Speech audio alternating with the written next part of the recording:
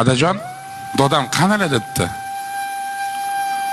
Hali yigitam qarab turib, o'g'lim, dodangni men buvangni qariyali uyga olib borib qo'ydim debdi.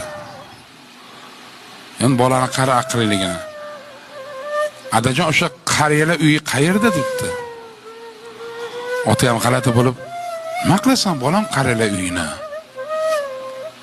desa, "Adajon, men ham katta bo'lsam, sizni o'sha qariyali uyga borib qo'yaman ota" debdi.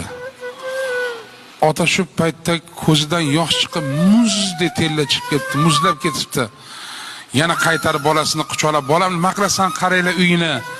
desa, bola ham kulimsirab, "Adajon, men ham katta bo'lsam, sizni o'sha qariyali uyga borib qo'yaman" desa, otasi bolani bag'riga bosib, ikkita yuzdan o'pib, chiroyli kiyintirib, beddonga borib tashlabdi.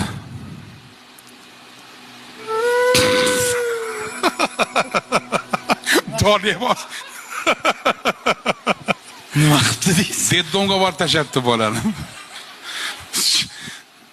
Iflos ota ekanda qara, shunaqa bir maraz ota bo'ladimi? Qarang, men hozir shu anaqani menga bering, so'ramoqchi edim, sovg'a qildim.